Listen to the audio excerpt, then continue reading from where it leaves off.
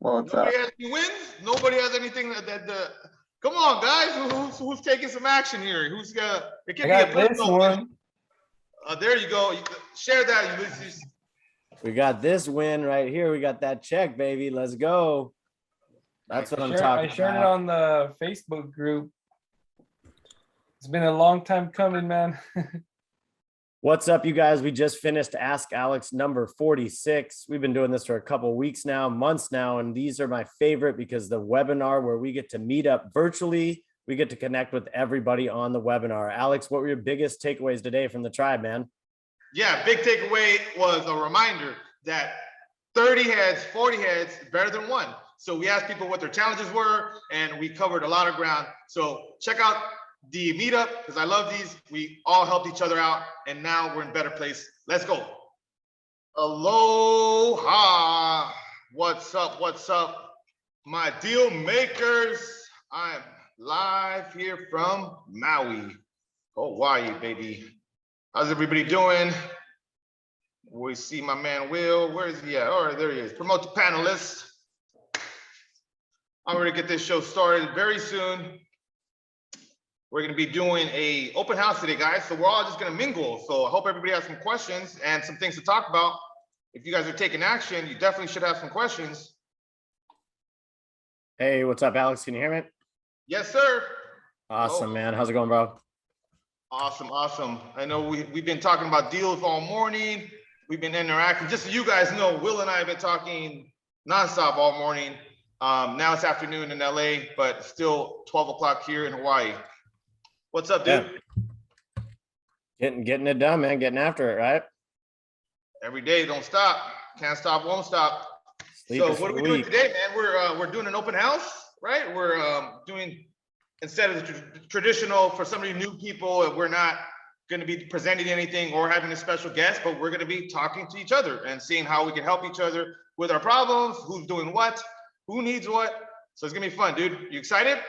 Yeah, man, this is always my favorite one. Like, you know, get a chance to kind of get to know people a little bit better. I love talking with you, Alex. Love talking shop, you know, going over business, but it's great to kind of connect, hear a little bit more one-on-one from people. And I know this is one that we usually, you know, get to, again, like learn a little bit more about where people are in their deal flow and their deal process, where their kind of hiccups are, where their road bumps are. And, you know, I think one thing you always say, right, Alex, is multiple heads are always better than one, right? Like you're going to get everybody's brain working on your problem when you bring it out today. So I think that's always, you know, something to look forward to, right?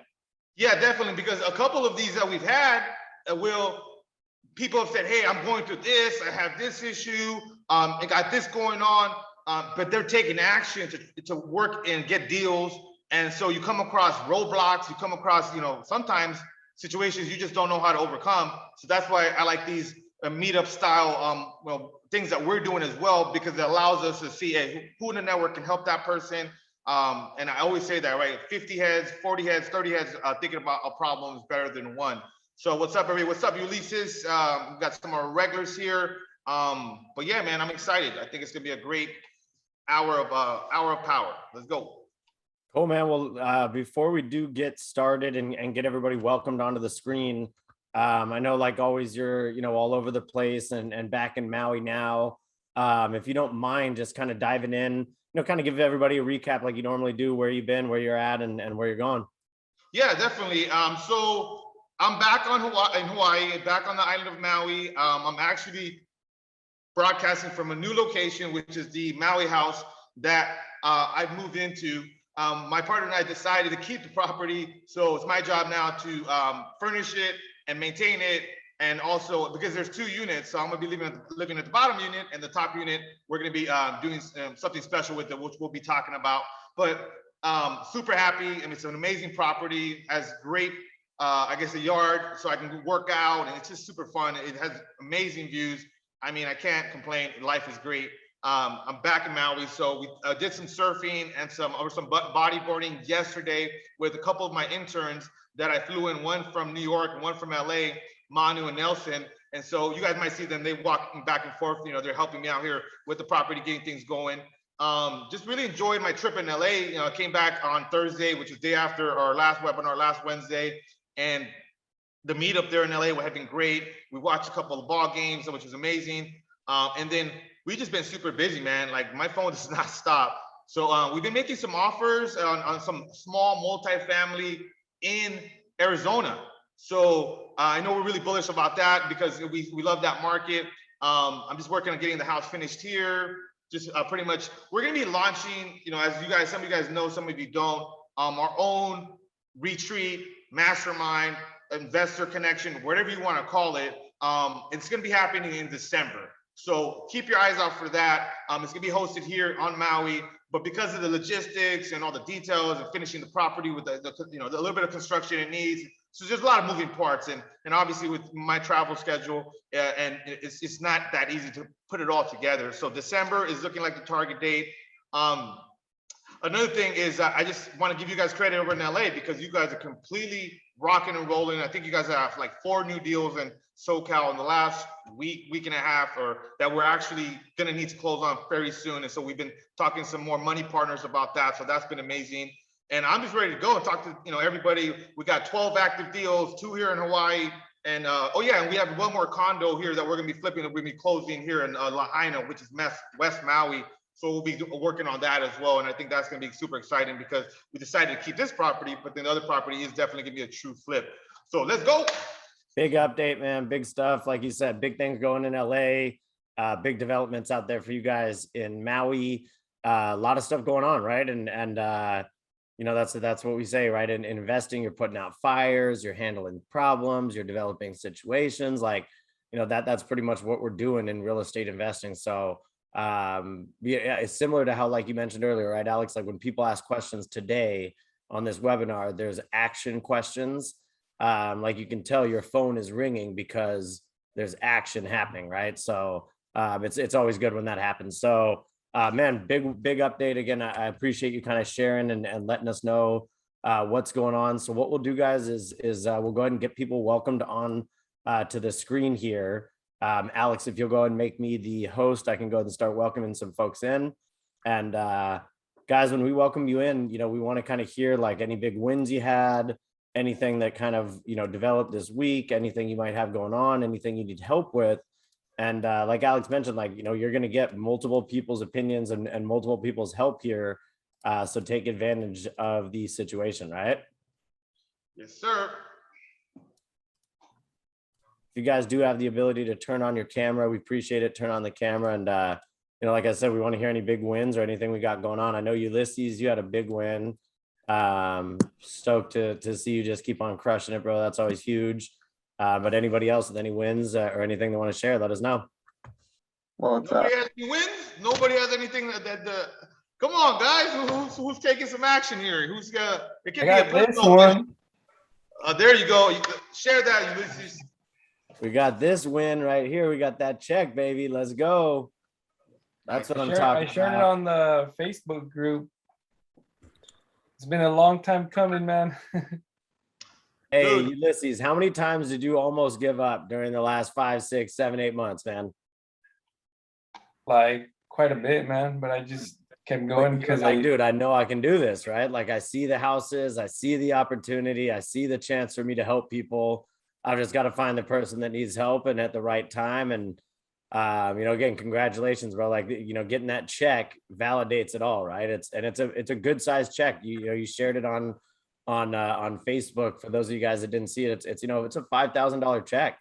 That's not chump change for working on a project and for being involved in a deal. So again, like huge ups to you, bro. That's a big win, and thank you for sharing it. Awesome. Who here in the room, a 5,000 check, in your bank account, that wouldn't be something you'd be interested in, right? Like, not many of us, right? Like that's that's a big win. So congratulations, brother. when do you guys recommend like doing like for taxes? Like I don't know how that's gonna work. I know it's just my first one, but like when do you recommend we should like do like an LLC or something?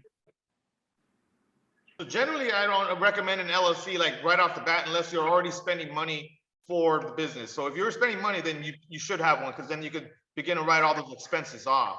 So it just depends. Like if you're already, doing it, then at this point, I think it would be good for you to start that. Yeah, And I've got a win this week. I'm closing on my third flip, as in selling it. So we finished the rehab and got our offer and finally set to close. So it's pretty exciting for me. Awesome. Tell us the numbers. How much you let's go, making? John. I was gonna say, Let's what are go, the John. numbers on this That's deal here, awesome. real quick? So this one was definitely a huge hassle, honestly. I went the GC route because I was working my full-time job as an engineer, and the GC ended up doing like structuring draws, and honestly got pretty screwed over by him, and ended up going to get my own GC license and took over and started hiring subs and stuff. And y'all know it's all about the buy. So we bought this one here in San Antonio, Texas at 105, and we had a rehab budget of 70. And it's a full gut rehab where we tore the thing down to the studs and rebuilt it and did a master bedroom addition, bed and bath. It was 1,100 square feet. We turned it into 1,500 square feet. So getting all that done for 70K wasn't possible, but I didn't know that at that time. So after taking over and subbing everything out, I started to learn that it was more of a six-figure rehab. So I think the numbers on it ended up being right about 105 purchase, about 190 in rehab. So it went from 70 to literally 190 after getting money stolen and factoring all that in and everything. So all in about 295. And then we had an ARV at the start of 250. So would have ended up losing about 45K, but the property ended up appreciating over this whole year. So we're under contract at 308. So after realtor fees and everything, just about breaking even on it. But I'm just excited because now I've touched every part of a house. I learned the whole rehab process, and now I'm ready to keep going and gonna hit the reset button after I get some money back from this sale. Wow, big win, John. That's Let's give him a awesome. round of applause, guys. He got hit a couple times, but he didn't get knocked down. He came back. So that's awesome, man. I mean, I was anticipating a good ending, hopefully, with the market being, like you said, appreciated. It kind of was in your favor, but dude, I mean, those are awesome learning lessons that are going to help you make a lot more money in the future. We don't call them losses, right? They're lessons. And even, breaking even and learning that many lessons, losing $5,000, learning that many lessons, like those are huge lessons. You got to touch every part of a house. You got to learn all, the different things that can happen bad. And now, moving forward, you can make sure that on your deals in the future, those things don't happen, right? So huge. And I appreciate you sharing the numbers. I mean, that's tough to share a deal, where you don't win. A lot of times in real estate, people like to share the wins. But man, there's some big losses, and there's some losses like that too. So that's huge. Quick question, John. Piggybacking on Ulysses, do you have an LLC yet, or did you just flip this in your person name? Like, how'd you do this? Yeah, so I jump started and knew that I was gonna try to scale quickly. So I really wanted to start the LLC so I can have that 2-year history as soon as possible and generate income over the next couple of years. So I started the LLC about 4 months before I actually bought the house. So then now I've had the LLC. It'll be 2 years in March next year. So I started the LLC and then bought the house through the company. Yeah. Okay. I have a question for you, John. Being that you're in San Antonio, I saw San Antonio for the first time this year. So are you doing any short-term rentals there? I have a buddy who's doing pretty well in that. Are you considering that in some of the stuff you're going to be working on, since you're starting to work on scaling up? Right. So we actually bought this property in what I thought was going to be like ideal for short-term rentals. It's downtown San Antonio on a street called Nolan, which is literally like if you take a drone and go up, you can see the Alamo Dome and you can see the Tower of Americas and everything. So I started doing like Airbnb DNA and diving into it and started calling Airbnb owners right down the street whenever we were thinking about listing it, just to see what we would get. And they all said that the summer was extremely hot and it was really nice rentals and everything. But these past couple months, they've been slowing down and they've only had a few rentals at a time. And right now, this was like a huge rehab, obviously. So I had a lot of capital tied up in it. So it made more sense rather than cash out refi and leaving so much equity in it. Since I'm trying to scale quickly, I ended up just selling it. But I definitely was considering doing a short-term rental and ended up selling it for those reasons. Okay. Yeah, because my buddy has a sizable portfolio. He moved out there from Southern California, and he has like 140 doors. Someone I think you know should probably connect with. We'll make that. I'll make that introduction. Are we connected on Facebook or Instagram? Your name looks a little bit new. Yeah, on Instagram we are. Okay, cool. So he's not that social, but as far as social media type of guy, but I mean his business, I mean he's crushing it with half like I don't know 40, 50 of his units are on short-term rentals, and you know I got to see the Riverwalk and you know I stayed you know at the I forgot what it was, but it was across the street from the Alamo. So I think that market has a tremendous runway still, being where Austin is at and seeing Austin this year too. So you guys stay connected with John, because this guy, if he's in San Antonio, he's a good person to know, especially in the single family. I feel like because my buddy was telling me that, and I might have mentioned this before on another one of our shows, that only 12% of the city can have the short-term rental license. So if you have a property that has it, it's kind of like being grandfathered in, and then you know it's not that hard to get. So it didn't make sense for your exit on that particular deal because of the details. However, for that market, I understand that that's a great you know cash flowing potential properties in short-term rentals close to downtown in San Antonio. So just something to know. No, San Antonio is definitely a great market to be in. I'm excited to keep investing here. The barrier to entry is so much lower than California or even Vegas and stuff. You can buy houses. Like I said, we bought it for 105 and put some into it, and then it's worth in the 300s. So yeah, Okay. it's If you have more deals than you know what to do with when you get there, and we're happy to help you to get there, so then that way we can selfishly support you in that, so then we can do some deals with you in San Antonio if they're good, you know, a rental. Because we, as we're scaling the flipping company here in LA, the profits from that are, I mean, we can be, you know, really positioned for, you know what, long-term rental properties, and those Arizona and particularly San Antonio, two markets that I'm very interested in. So awesome. Yeah. Cool. Anybody have any needs or challenges or mindset issues or limiting beliefs they want to talk about? Because we're here about to get better. That's the reason we kind of joined, right? See how we can help each other get better. Yeah, and Alex, before we jump into that real quick, you know, I know you mentioned John and where you're from and where you're at. Guys, if you have not been to our Facebook group yet, if it is your first time here, please do take a look in the Facebook group. And for everybody in here, I know Meg's one of our incredible moderators, but if you guys don't mind, one of our other moderators, by the way, Lindsay, just closed on her first duplex at House Hack, so big shout out to her as well. You know, everybody continuing just to crush it. But if you guys do get a chance, go ahead and go on the Facebook group. And I just made a post right now, 1 minute ago, asking where everybody is from and what's your IG handle. So if you don't mind, I know we usually do that in here in the group chat, but I want everybody to go ahead and put where they're from and what their IG handle is in the Facebook group. That way, if you're from San Antonio or if you're nearby, you can connect with John, because you know he is a valuable resource. He's dealt with some rehab issues out there in San Antonio, and he's able to help you. And I know Ulysses up in the Bay Area. You know, people are all across the United States here. So let's go ahead and use that Facebook group if you guys need anything or need to connect with somebody in an area near you. All right.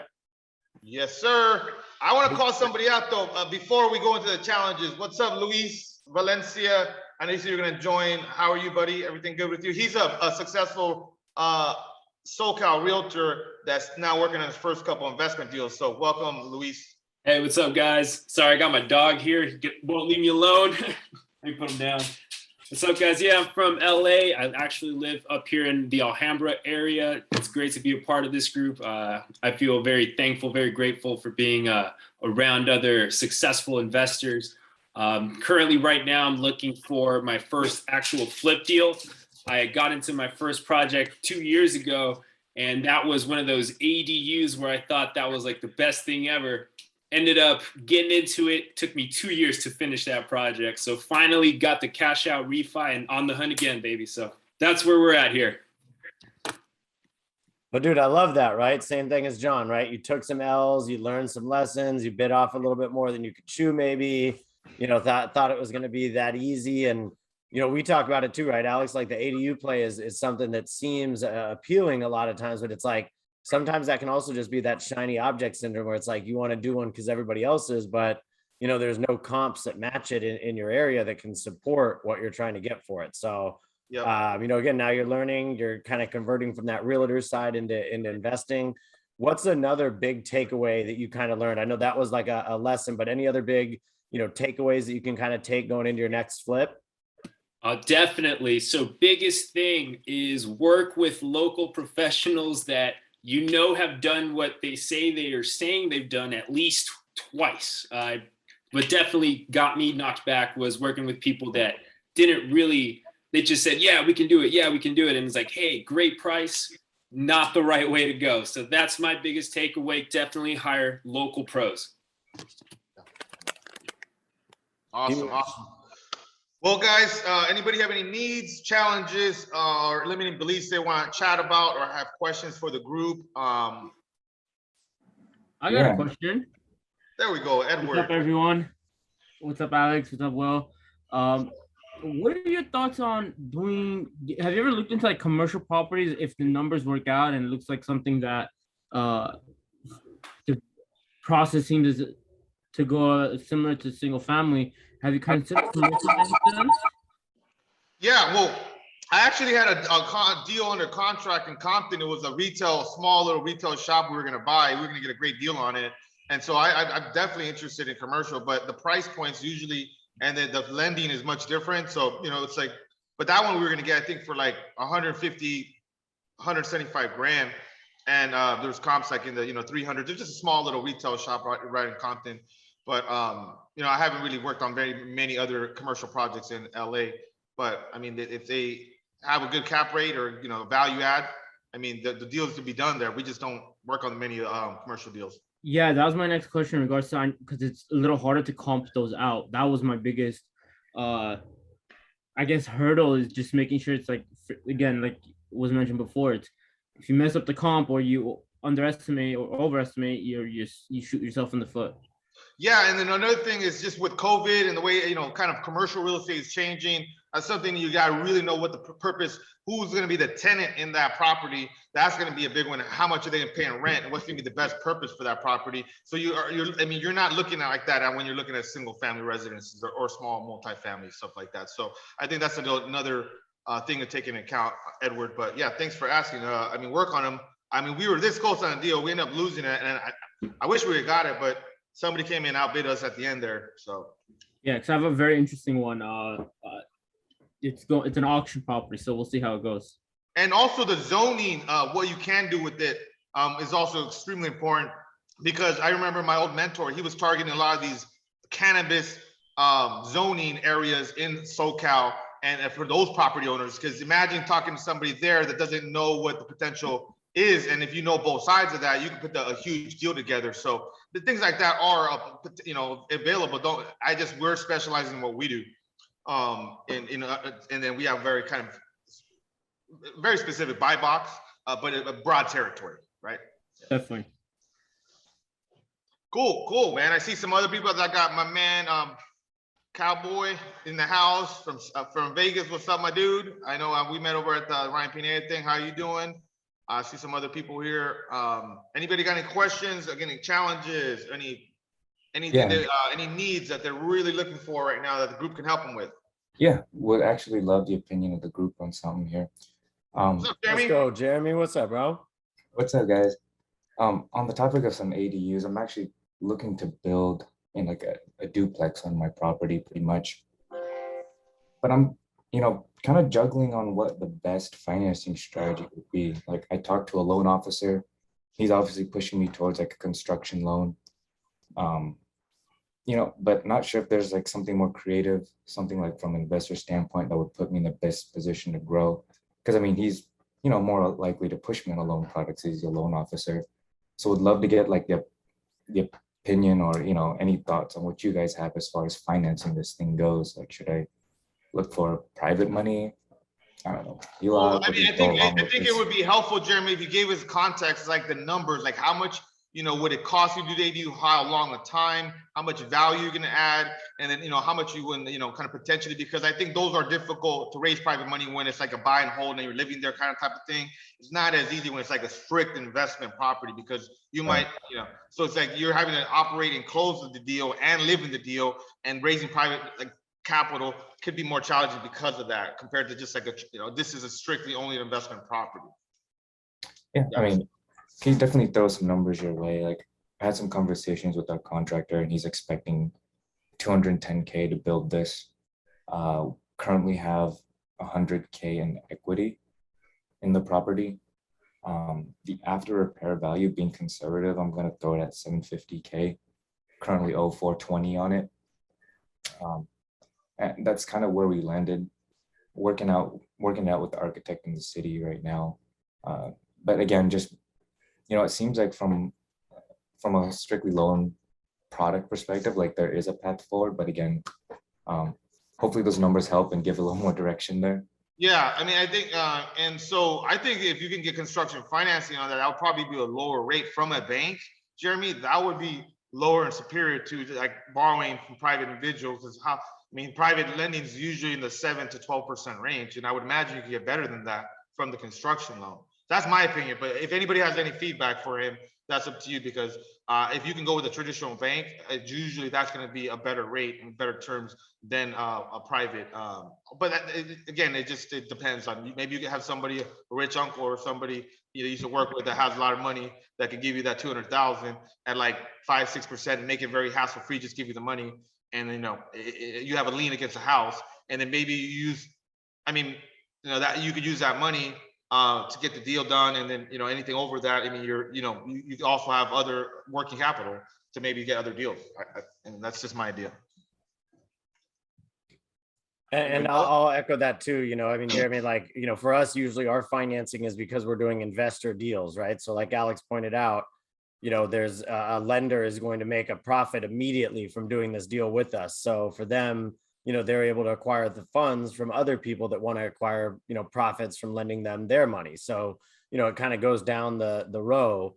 But like Alex said, like if you're living in it, you're getting that benefit. You're going to be renting it out later, getting that benefit. Like, all the benefits are kind of going stacked towards you, except for not having the money. So that's why I think that lender is probably, pushing you towards that construction loan, because at the end of the day, you're going to be probably the one that needs to take on this burden if you're going to be the one, reaping the benefits, right? Mm-hmm. Yep. I see some questions in the chat. I don't know if you know. Yeah, we're going to get to Annie's question next here. Any other feedback on Jeremy's question there? Anybody else, guys? Creative ways of kind of finding some financing for ADU plays? And I know that ADU is tough, again, because it's you're adding a new development. There's a timeline on it that's longer than a flip. Like we found that ADU plays in LA can take like 6 to 12 months, right? So that's a little bit longer than a 3 to 6 month, bridge, gap fund, things like that. So just keep that in mind. Like, what's the value for the other party in there that they're getting from the investment or the deal, right? Yep. And that actually kind of leads us like right into Annie's question about how to like structure a partnership, right? So this deal that you're looking at, Jeremy, is at the end of the day going to be a partnership, right? Is it, you and a lender that gets a partnership on that rent, and maybe they, get a portion of the rent until you pay back, the $100,000 ADU, and they get the $1,500 rental income for the next, 7 years until that's paid off, and then it becomes yours. Like how does that partnership work? How do you structure that, right? So Alex, for example, on ours, do you want to give because Randy yeah, I was writing down some notes on the question. So tips on structuring partnerships, right? Yep. And Alex, if you don't mind, I mean, like we can probably jump on and share one of our emails that we're sending out. Let's talk partnerships first, and then I see some people asking about how to structure the deals, the profit percentages, things like that. So let's talk first about the JV side of things, right? Yes. So the first thing I want to say about tips on partnerships, I think they're ideal when you start with one deal at a time, not necessarily creating a whole structure, LLC, everything business with someone you've never done a deal with. So I think that's number one. Now the caveat to that is like you've already done business with them, or maybe you know you know them from other, times, other business, or lifelong friends, all that could be different. But I'm saying, like, generally speaking, I like to go one deal at a time and then go from there and make sure that you guys are on the same page, have same aligned goals. And then that leads to the next point, which is the roles and the goals have to be super specific, or at least enough to have a very clear understanding of what you're going to do, with what's you're going to be your day-to-day role and your overall role with the partnership, and what is their going to go and their role going to be exactly. So that way, if there's any issues there, you're handling it right on the front end, like, oh, well, I don't really want to be that involved in this side of the business, and you assume that I was going to be involved in that side. So then how are you guys going to handle that? Who's going to take that workload and you're going to take that, for that partnership? And then I'd say that the next tip I have is make sure that you talk to other investors or find from other people. We're happy to share our documents, but you need to have your paperwork in order, because I lost $20,000 on one deal. Not like losing the money, but the guy cut me out of the deal because I wasn't on title of the property. And so it was a friend, somebody I had done another deal with that did go well, but then the second deal, he kind of muscled me out of the deal because I wasn't on the title and I didn't have the proper paperwork to be able to file that lien against the property. So that way he couldn't, short me the amount of money that was owed on the deal. So I think that's another big one. Just, find the documents or ask us, we'll give you them. But that way you have all that kind of protecting yourself, your interest in the deal. If you're going to decide to do like an equity split on a deal or something like that, it just needs to be very clear and written out. But that's kind of my big points on partnerships. Now, Alex, we also, we kind of, when we look at a deal, right, there's really three parts of it, right? The deal finder, the deal funder, and then the deal operator, right? And so that's the other side of Alex's roles and goals, right? Like, what is your role in the deal? Are you bringing the deal to the table? Okay. Are you able to fund and operate it? No. Okay. So you've never done, you're like Luis, you've never done the ADU play. You're like John, you're going to take your L's on this deal. You're going to, do the construction on your own. Hey, totally fine. What are the roles and goals? Because for Alex, like when we structure our deals, we structure them so that we are the operator, right? Because we don't want to be in that other position where we're, not able to control that process, right? Whereas otherwise in other JV deals that we do, people will bring a deal and they'll be in the other seat and say, hey, I found the deal, but I don't have the funding and I don't know what to do with it next. And so that roles and goals really aligns well, because that's something where we can say, hey, well, we do know what to do with it next, and we can actually get that all the way to the finish line. And then you can be like Ulysses and be holding up a check here, because we took this deal to the finish line together, right? Yeah, and can I expand a little bit what you said? Yeah. I've broken it down actually to a little bit more detail. There's a couple of, like, say there's a pie of, right, how much profit potential this deal has. And so really there's the lead and the closer, and usually see who got the lead and then who closed it and got the paperwork, the contract from the seller, or the commitment from the agent to accept your offer. Those can be two different people. And if you bring me a lead, I'm not going to give you 50% of the pie, because you don't represent 50% of the value of that deal. I wouldn't have the deal without the, the lead, but you have to understand, how valuable is that, right? So I think the lead, the closer, or the person gets a commitment, or, gets that, the salesperson, right? The funding, the rehab, and the resale. The funding is the next real big important part of the piece. The money, how are we going to take this deal down? And then the rehab and the resale are not as valuable, at least when we're talking about a flip. I mean, when we're talking about a burr, we're talking about, keeping, a multifamily deal that we're keeping and holding. These are other parts. I'm just talking specifically like on a flip deal. Because I think that gets lost sometimes. People don't know that. They're like, okay, well, I'm bringing this lead, I should, get X amount of percentage, or, I closed the deal. Well, what about the funding and, all the money is gonna have to go? If you just, got the commitment, got the contract, you're, only certain, you're not gonna get, again, 50%. That's a little bit excessive. There's still a lot of other pieces to that puzzle. So I think just understanding, and for example, the rehab, like for me, that's not really that valuable. People tell me sometimes like, oh, well, yeah, I'm good at rehabbing, or I know understand construction.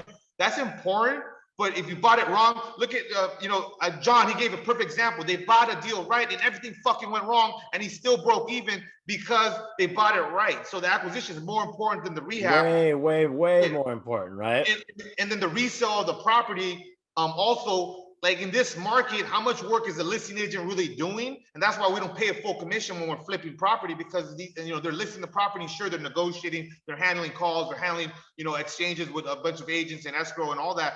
But that's not really that valuable to the transaction because everything else was already more valuable. So I could break that down another time. I think you put it well sometimes with Will. I don't know where you got this, but you said, well, you can be 10% off on the rehab and it won't make that big of a difference. But if you're 10% off on your ARV, that can make a huge difference in completely derail. And 10% off on your buy price, right? Like if you buy it, that 10% off, that 50K on the back end or the front end, right? So, I couldn't agree more. Like the acquisitions, each of those pieces of the puzzle of the pie, right? Like Alex said, do carry different weights for what it is that they're doing. Yeah, and that's important. If you're using the wholesale model, the acquisitions manager always makes more than the disposition manager in the wholesale model. We don't wholesale that often. People think we do, but we don't. But in that model, like say, for example, the acquisitions, is getting 10%, and then disposition is getting like 5% because their job isn't as hard. If we got a good deal, we got to just, sell it off. So we already have the catch. We have the deal. So any questions on that, guys? Was that helpful? With thumbs up or on the chat if structuring deals or the way you look at the value of each deal? This is Randy. Can I ask a follow-up question? Yes, sir, Randy. Let's go. Yeah, no, Randy, you had a lot of questions down at the bottom. I think you had the dots. Looked like you had a lot of commas in there. So yeah, did we get all your answers or what else you got, man? Fire away. Yeah. Well, first of all, thanks for letting me join. It's the first meetup I've joined of yours. So great so far. Thank you. My follow-up question is, based on that pie that you just broke out, like, what would you say approximately is the value of each role? Is like the lead or the closer worth like 30% of an equity or 40% or 10? That's an interesting question because it does also, it revolves that around like, okay, is there a company and you're working as acquisitions manager, you're getting fed leads, and then all you have to do is just pick up the phone and talk to homeowners and agents. Well, then that right then, that kind of context, I mean, the lead, and they'll be getting the lead and they're the closer, they're both, they're getting on, industry averages 10, 15% of potential equity of that deal. Now, if they're working, like you and me are working together, you're going doing all the work, but I'm funding a deal, and then you got the deal and it's just you and me, then potentially it could be a 50-50 split. If you got a legitimate solid deal and then I have the funding and then I'm willing to kind of partner up with you and I have the money and I have, everything ready to go. So I think there can be a range on each individual percentage based on the context of how that deal is being put together. Right.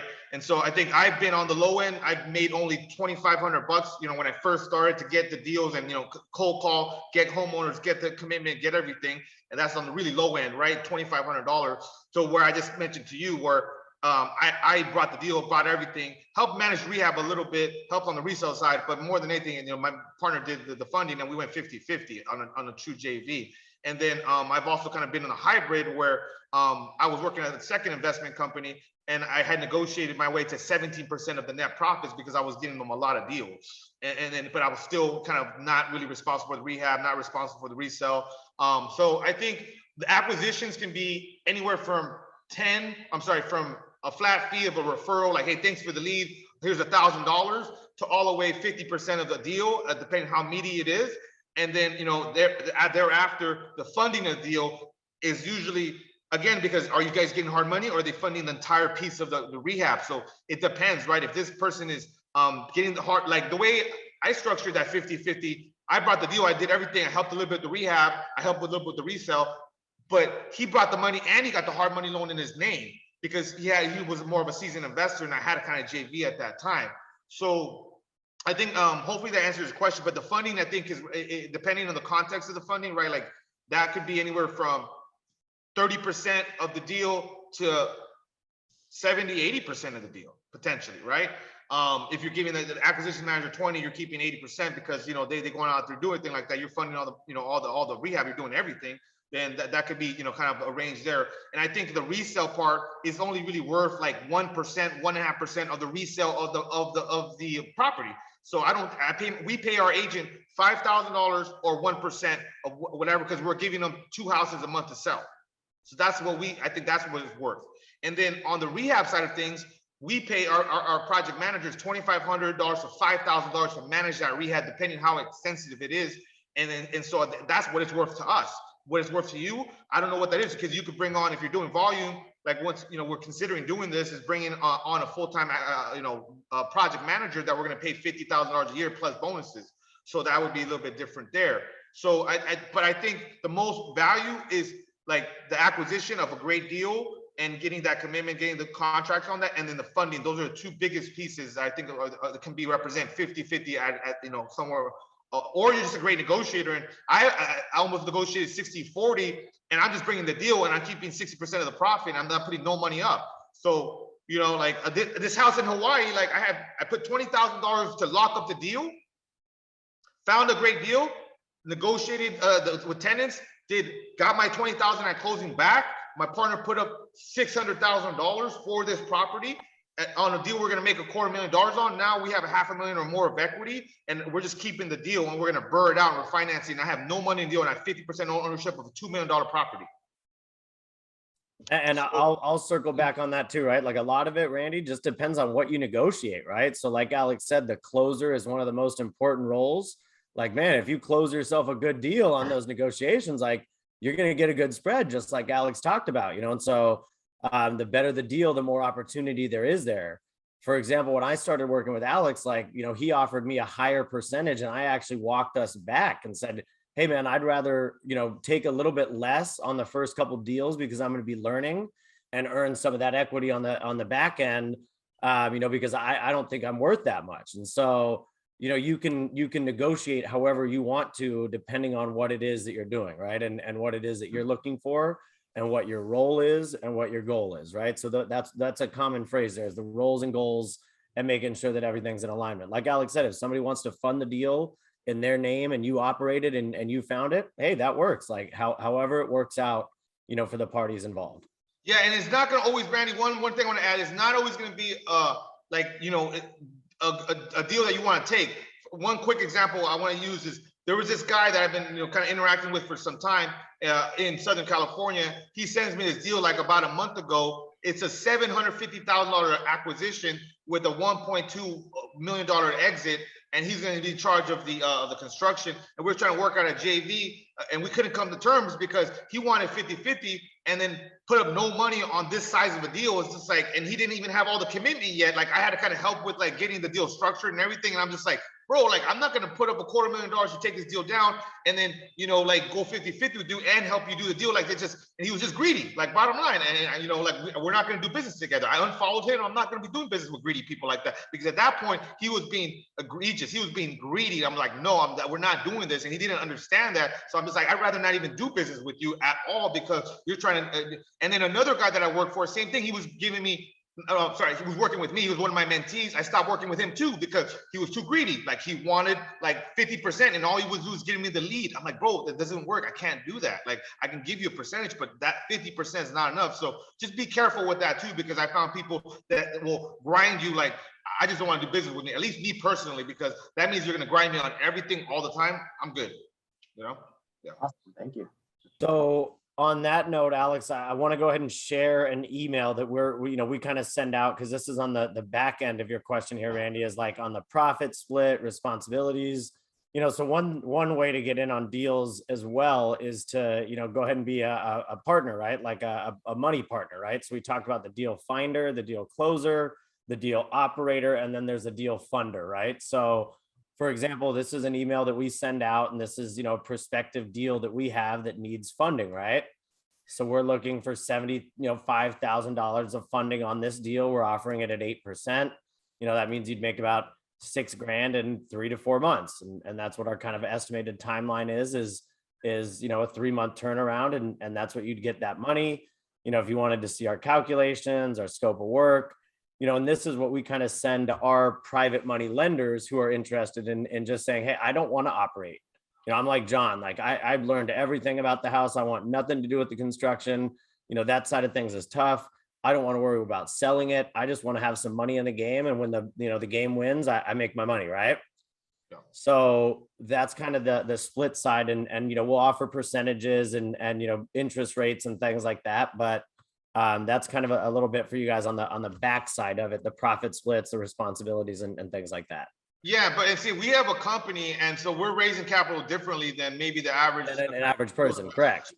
Yeah, and then some people we don't really do JVs unless it's a fat deal, because it just doesn't make sense for us to give up half of the profit, put up all the cash, and do all the work. Like, it doesn't make sense for us. But for the right deal, we've done it on several of our 12 deals. I want to say 2 of them are that kind of thing where they were just fat deals. They couldn't get the financing, we could, and we had the funding, and we got everything done.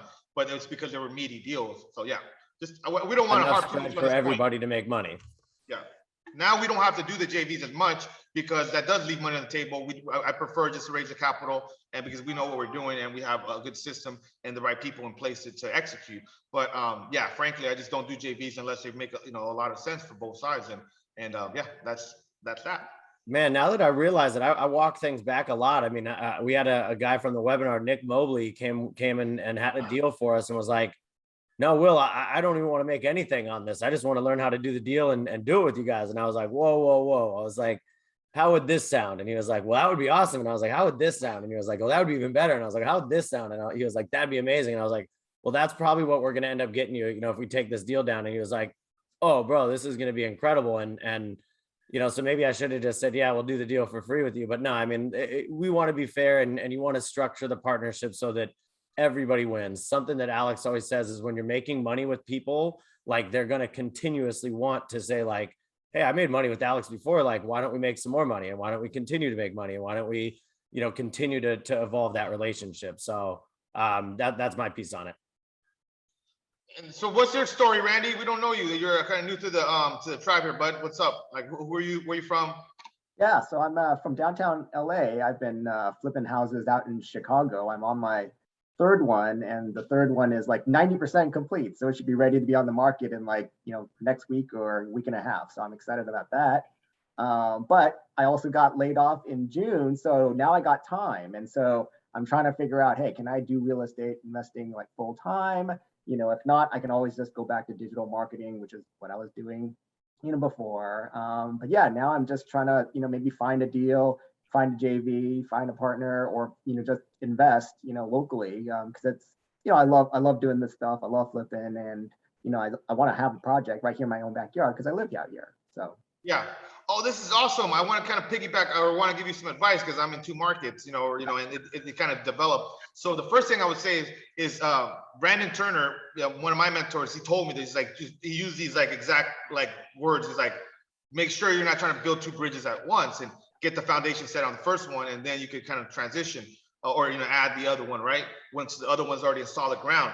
So I would recommend you consider that too. If you got something kind of going on well in Chicago, just kind of double down on that, maybe for like the next quarter, and fight, not get the shiny object syndrome as so commonly, because you're in LA. So it's like, oh, I could do deals out here, right?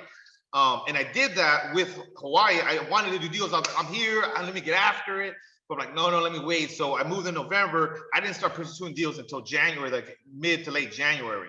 So those 2.5 months, all I did was just all about LA, getting the right people, getting people trained, constant Zoom meetings, making sure the systems are right. And then once that was like clicking, it allowed me to open up some bandwidth and say, okay, well, now I can put some attention here to the the properties and understanding the market. But look, during that time, I was understanding the market in Hawaii, though I was networking with investors on my free time, and just kind of getting to know the market. And then it wasn't until like that 2-3 months passed, I'm like, all right, cool. Now it's time for me to start marketing and doing deals here. And now we've even like said, hey, we want to do 1 deal a quarter here in Hawaii, because they're bigger deals. They take more bandwidth, more capital. It's a more unique market. And so we don't want to rush things.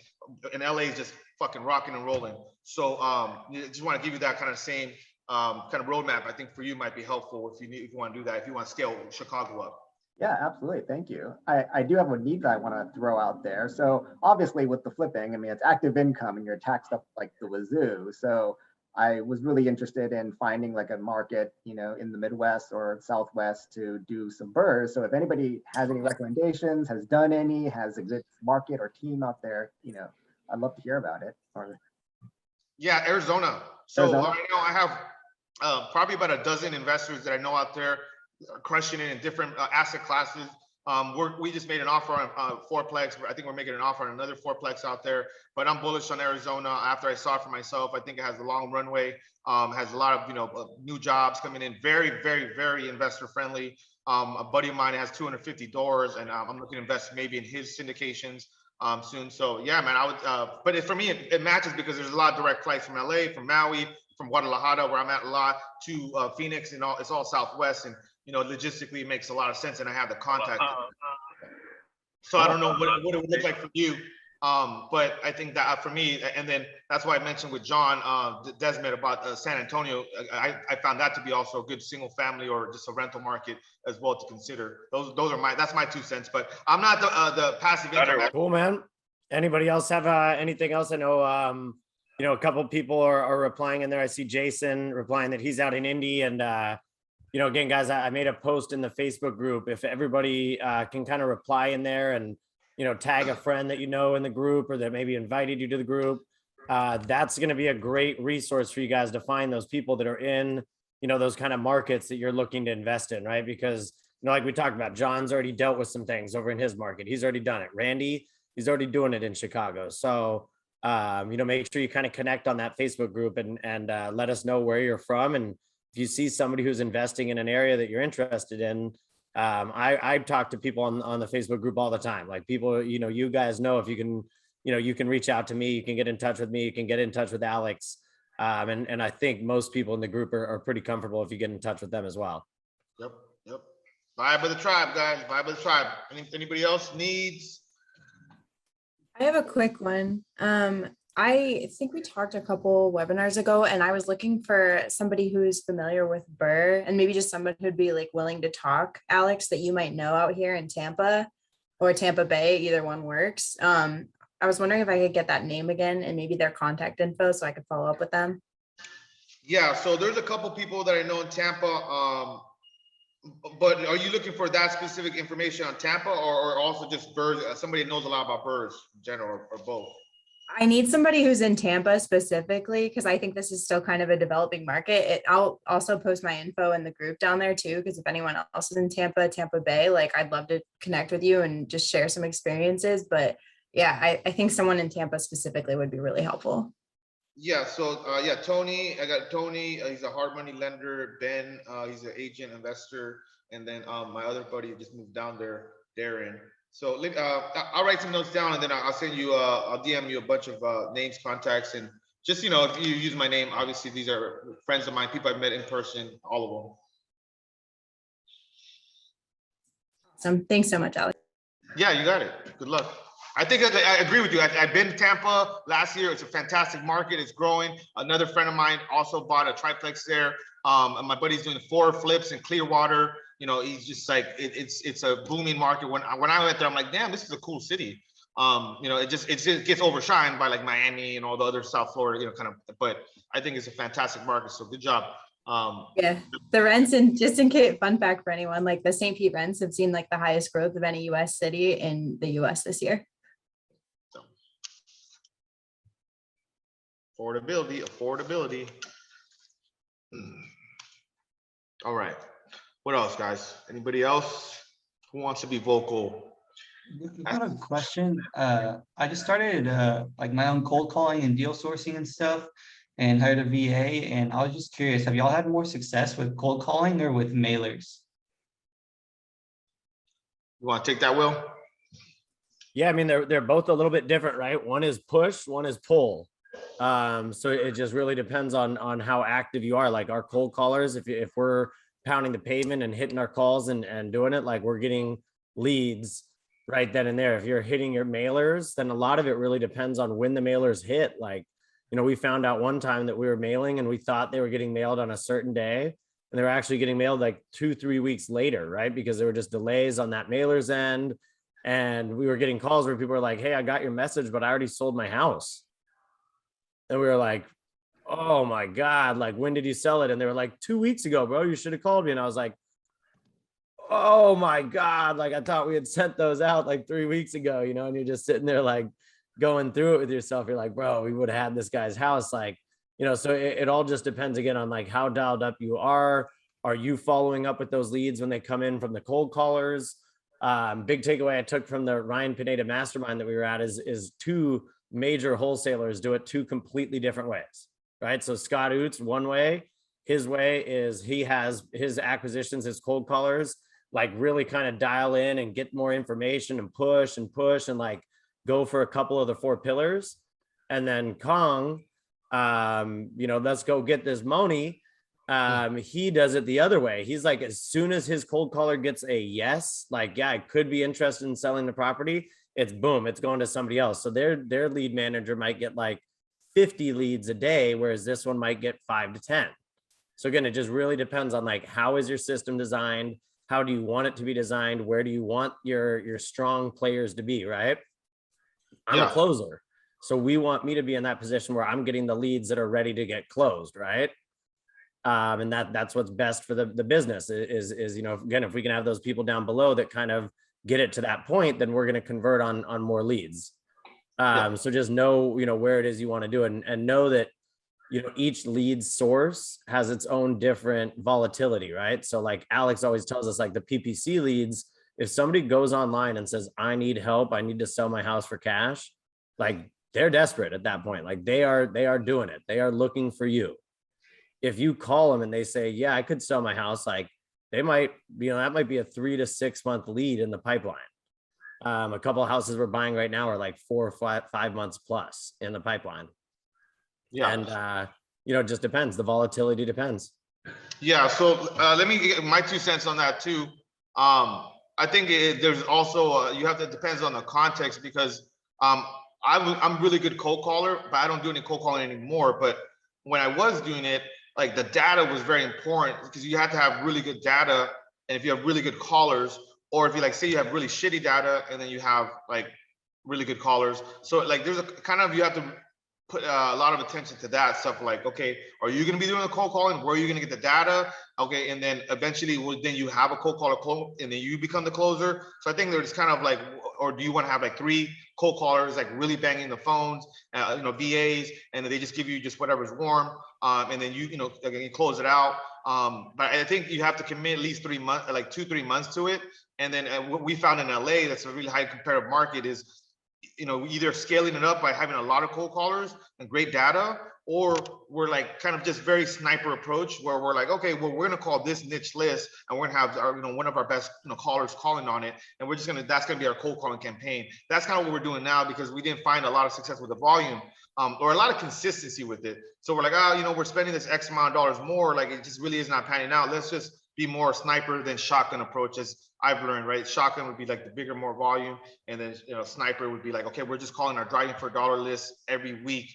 And then we're also calling this other very niche list in these areas that we were buying a lot of property in, and we're just calling that area.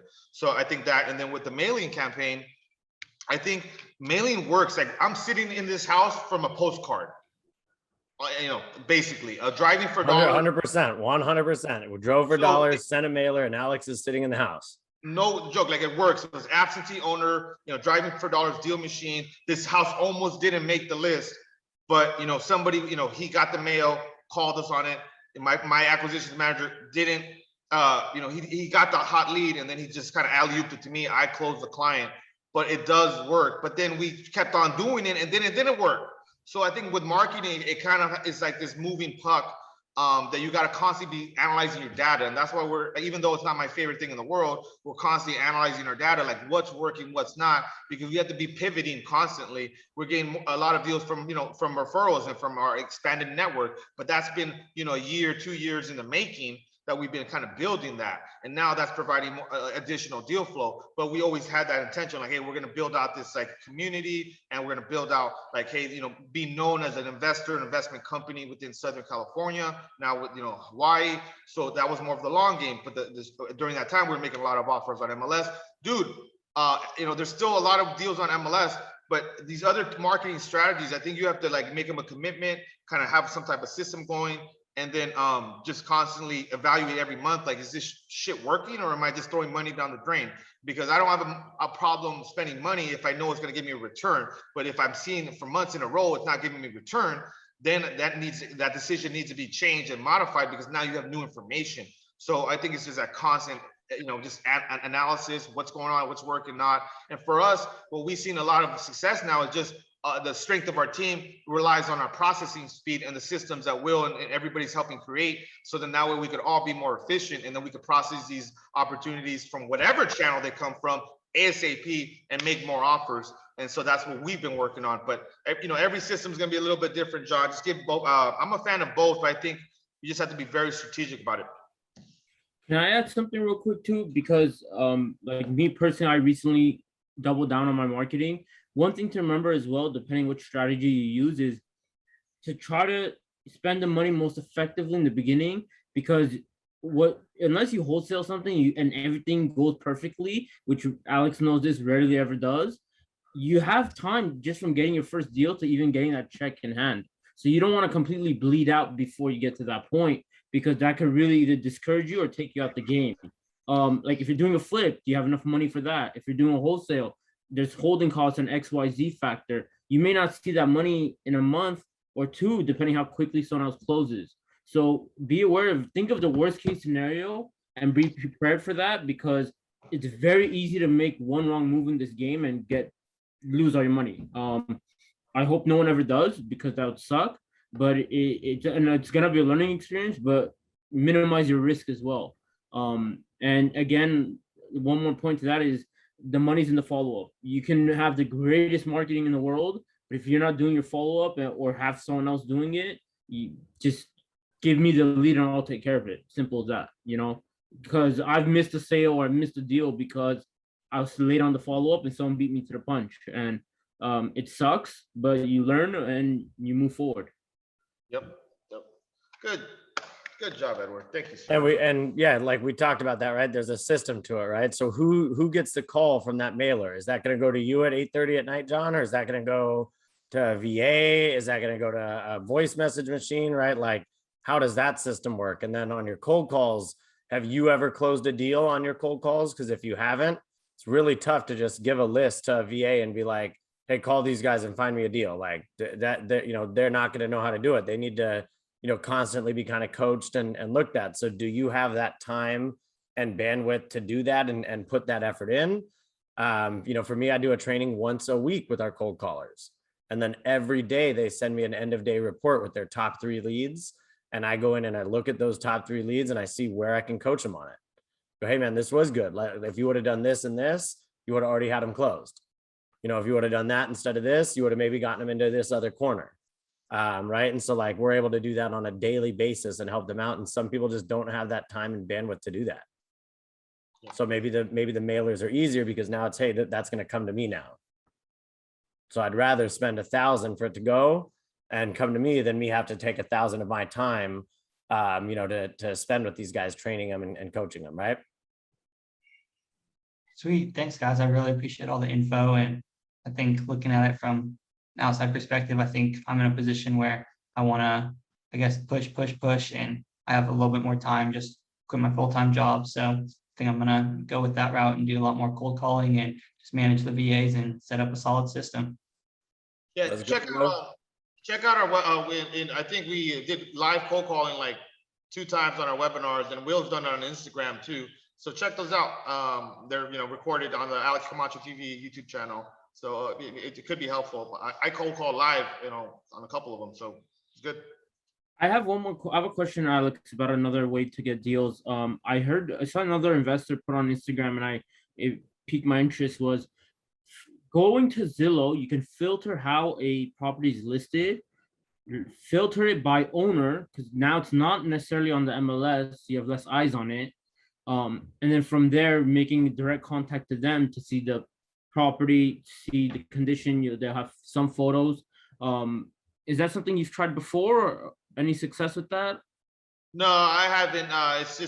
You're talking about going on Zillow, because you can call for sale by owners on so they have that. I've heard of that. I've also heard of people calling rental ads on Craigslist, right? So you have these rental ads, and then maybe the house is kind of dated, it's like an average condition, and they're renting it out. Maybe they consider selling it, and I've heard investors get deals that way too. calling those, because a lot of times those listings on Craigslist too are also just, they're like landlords. You're calling the owner directly. If any of you have ever rented a place before off of Craigslist, you call sometimes and then you're talking directly to the owner. So yeah. I think it's just another lead source. You can't ignore stuff if that's a, I don't know how consistent it will be, but they give you at bats with the for sale by owners, people that have said they do want to list their property, they put it online, they do want to sell it. Whether or not they're going to take your number, that's up to you, but that comes to the sales. You call them, and just like when I see your home for sale, I'm an investor, are you open to, investor offers? That simple, open that conversation. And guys, take a look on the YouTube. Like Alex said, there's a couple of ones on there. It's YouTube, Alex Camacho TV. And if you're on there, there's a couple of different, we do all of these that we do are recorded, right? So if it's your first time coming, you can go back and you can look at like a topic where you're like, oh man, I'm just getting to that part about contractors. Cool, we talked about it. You want to go to the hard money lender? We talked about it. We had a hard money lender on, specifically. She gave all the answers, every piece of it. So take a look on the YouTube page, and if you do have any questions, guys, there's also a post on the Facebook group that lets you guys know to post on here if there's something that you need help with. So if we get 5 of you guys posting on there like, hey, I don't know how to talk to a private money lender, we can do a conversation about that, and we can help you. If you guys don't know how to talk to a contractor, we can have a contractor come on and talk to you guys about the etiquette and how to go about working that relationship. Cool. Yep. Awesome. Cool, guys. I think we have a special guest next week. We're going to send out the announcement here this week, but we'll let you guys know right now. It's a good buddy of ours, Hector Martinez. This guy is a rock star. We're going to be talking about how to build a real estate business, because just like Alex, this guy is running a business.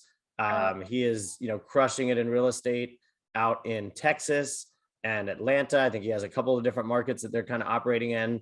And so it should be really fun to kind of hear from him. And I always love it when we have these special guests. I love it when we get to do these calls too, because we get to learn a little bit more about you guys. So appreciate everybody who did stand up today and share. John, Luis, Randy, everybody. I know it's hard to go into details, especially if they're bad details or losing details. And Randy, Antoinette, everybody, I appreciate the questions that you guys are throwing in as well. We'll catch you guys next time on the flip side. All right. All right, guys. See you. Let's go. Let's go.